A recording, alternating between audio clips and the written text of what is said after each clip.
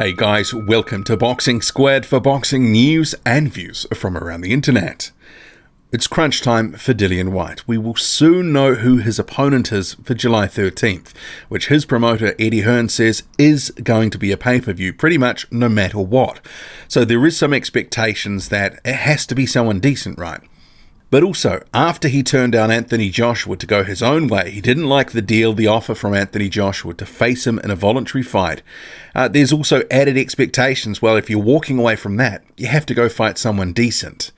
And some of it hinges now on the WBC. And what I mean by that is Whyte was ordered to face Dominic Breazeale. That came out earlier this year, but obviously that fell over after Deontay Wilder and Tyson Fury's rematch fell over. So Breazeale, the WBC mandatory, was elevated to face Deontay Wilder to be Wilder's mandatory defense. And that obviously leaves Dillian Whyte without a chair, without a fight, looking to the WBC for a bit of direction here of, hey, well, you know, you had me in this interim title fight. I believe as the number one contender within the WBC, after everything that's gone on, that I should be made the automatic mandatory. And they have lodged an appeal, a protest. I've met with the WBC to make that case. The ruling from the WBC will come through in this next week or so. This is what we are hearing from Eddie Hearn. This is from his conversations with the WBC. And that is going to influence Whyte's opponent big time, because there was an interview with Eddie Hearn on IFL. It was over the phone interview. And he was asked about some of the stuff, and obviously one of the opponents that has been bandied about is Luis Ortiz. That is a fight that has been there for a while. Whyte and Ortiz were ordered by the WBC in April 2018 to fight. Whyte didn't go through with it. He went on to face Joseph Parker. And then later in the year, there was obviously talk between the two that they could potentially face each other, Ortiz and Whyte giving it the big one on social media, saying the other did not want the fight. Ortiz briefly in the conversation for a December fight with Whyte, but Whyte ultimately went for the money again, fought Derek Chisora. So these two have been kind of dancing around each other, and there is an expectation from some fans that Ortiz is the best available name, perhaps Alexander Povetkin the other best available name. So there's two top guys Whyte could face potentially, and that would sort of satisfy people's demands. But there has been a lot of people talking about a Whyte and Ortiz fight. So if it doesn't happen, there's going to be some fans crying into their cereal over this. And some of Eddie Hearn's statements in that interview with IFL, potentially it may not make some fans happy, and I think this sort of slipped under the radar a little bit.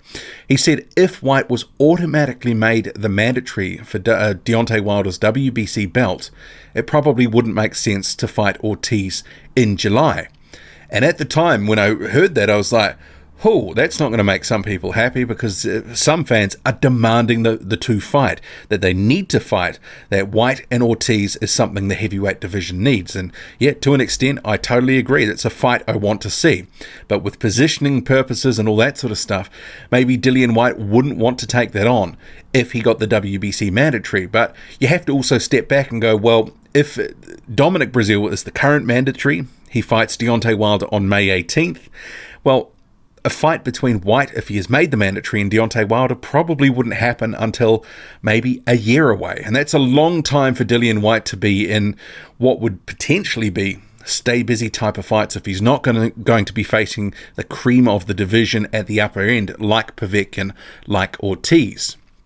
And Dillian Whyte, in a separate interview with IFL TV, he did actually say that they've made 3 offers to Luis Ortiz. He didn't actually say over what period of time, just that there's been 3 offers to Luis Ortiz, and one of them was for £2 million or $2 million. It wasn't quite clear which, but a significant offer for Ortiz, whose highest payday is about $500,000. That was against Deontay Wilder in his failed title shot in March 2018. So that offer, it's hard to know when it was made, but if that was a recent offer, I can actually understand why Luis Ortiz would want to turn it down. So Whyte is saying all these guys like Ortiz, they want Anthony Joshua money.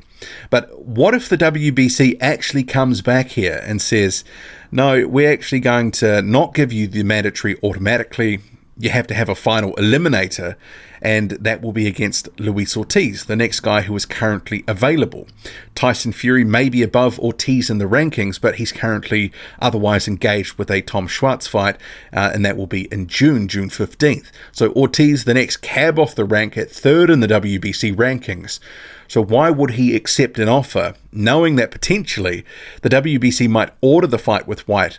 And given in the previous eliminator that they ordered in 2018, they ordered a 50-50 split, they're probably going to do something similar again. And if Ortiz knows he can get 50-50 in what will be a pay-per-view event in the United Kingdom, why would he accept $2 million or £2 million, thinking he could probably make more if he just waits to see what the WBC orders? So I think some of Dillian Whyte's sort of criticism there of Luis Ortiz wanting Anthony Joshua money, well, it's right to a degree, but if you're Luis Ortiz, you're a prize fighter, you think you might be able to get more through a WBC order, why wouldn't you wait? But there is no guarantees that there will be a final eliminator situation. Maybe the WBC will actually just come through and go, okay, on the strength of what's happened, and given you were meant to fight Dominic Breazeale for a WBC interim title, and that interim title would have taken care of Breazeale's mandatory status, perhaps an automatic mandatory will be given to Dillian Whyte in whatever ruling the WBC comes out with. But that raises that next sort of question. Well, okay, if that happens, and it's still going to be a pay-per-view fight on July 13th, and Eddie Hearn is saying that it probably wouldn't make sense to fight Luis Ortiz in that situation if he was the mandatory, well, who's he going to fight, and who would fans accept? I mean, Povetkin is similarly dangerous to Luis Ortiz. I mean, there's no guarantees Dillian Whyte beats Luis Ortiz or Alexander Povetkin. But outside of those guys, who could he face to get enough credit and make it worthwhile enough to be a pay-per-view event? There have been a few other names that have been mentioned by Eddie Hearn, one being Manuel Charr, and this is even after Charr had sort of said that Whyte was irrelevant and not on his level, and that he's looking for fights with Wilder, Joshua or Fury. So maybe Manuel Charr's not in the offing here, not in the running, but maybe it's also positioning that he wants to get adequately compensated. And I'd note Manuel Charr, who's recently gone back to his birth name, Mahmoud Charr, so I should probably be calling him by that, but force of habit and all that sort of stuff. He's now signed on with the same outfit that looks after Kubrat Pulev, Epic Sports and Entertainment. So that's Ivalo Gotsev and John Wirt. So where Charr goes will be influenced potentially by this promotional pact that he signed with Gotsev and John Wirt of Epic Sports and Entertainment. So maybe they will go down the route to face a Kubrat Pulev or a Tyson Fury. Maybe they'll go down that way. Who knows? Maybe Manuel Charr's not a viable opponent for Dillian Whyte, even though his name is still being bandied around by Eddie Hearn. And just because Hearn says a name doesn't necessarily mean that it's really part of the equation. It could be a bit of misdirection, just throw it out there. There's 3 or 4 guys in the running, but in reality it might be down to 1 or 2.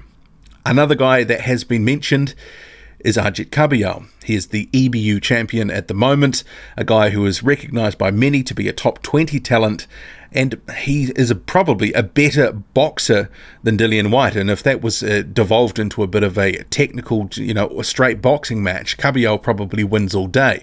But that one there, Whyte would probably want to try bring him into a bit of a war, because that's more Whyte's wheelhouse. I don't see any way that he outboxes Ajit Kabayel over 12 rounds. But that name has been thrown out, and Kabayel, he's been ordered to face Joe Joyce to defend his EBU title against Joyce, but he is allowed to have a voluntary before he does that. So there's no guarantees one either goes through with the Joyce fight, because he may vacate, do whatever to go elsewhere, depending on what is the best thing for him in his career at the time. But is a Dillian Whyte fight, is that the thing? His promoters, SES, have just proven that they are willing to pull the trigger on big fights. Tom Schwartz, an SES fighter, is facing Tyson Fury. So if they believe that a Dillian Whyte pay-per-view in the United Kingdom, Ajit Kabayel and Dillian Whyte is the way to go, they could well do that. And I wouldn't mind that fight one bit. That would be a very good fight. And Kabayel, as I said, very good boxer. Although Dillian Whyte would probably like his chances to try and knock him out. Although Kabayel is a pretty slippery customer. Unbeaten, very good fighter. So it wouldn't be a mismatch. It would be a pretty decent fight. And I think many would have Dillian Whyte going in a favourite. But I wouldn't think he'd be a massive favourite, because Kabayel, he is legit. But outside of Ortiz, Povetkin, Caballero, and potentially Charr, and Charr's only in the equation because he's got that WBA regular title. Who else can you really look at to justify a pay-per-view? In a previous video, I sort of went through the top 20 and with people who are either just fought, who are currently preparing for fights, or are injured. There's actually not that many names that you could actually draw upon to do a legitimate pay-per-view fight. And I don't think Dillian Whyte is big enough just to be fighting nobodies or relative nobodies and still expect a pay-per-view to do good numbers. He is still at the stage of, his career where he's building his commercial worth, his profile. He's not big enough to be facing nobodies and still drawing in hundreds and hundreds of thousands of pay-per-view buys. It's a reality, I believe, at this point. He needs to have an adequate dance partner. I guess a dark horse potentially is Joseph Parker, but who knows what will happen. But if the fallout from all of this is that Dillian Whyte doesn't face Luis Ortiz, there's going to be a section of fans who will be going mental about that, saying that Luis Ortiz is being ducked by Dillian Whyte, that Dillian Whyte doesn't want the smoke, that he's scared to put his record on the line against Luis Ortiz because he knows he would be beaten. I think that's a pretty competitive fight. It'd be hard to call who'd win that one because Ortiz, he is a very good fighter, but Whyte similarly, if he can catch Ortiz, he can knock him out. He could. We've seen Ortiz hurt by Deontay Wilder, and if one of Whyte's left hooks lands on Ortiz's chin, it could be a problem for him. But similarly, if Whyte was caught by a straight left by Ortiz, I think he would be in a world of trouble too. But there will be a lot of people that will be upset if that fight doesn't happen. You can guarantee that. What do you make of it all? Who do you think Dillian Whyte is going to fight? What do you think the WBC will do? And how much will that influence who Whyte fights? Drop a comment, loud and often. Hit like, hit subscribe, follow me on Twitter, boxing_squared. I'm out.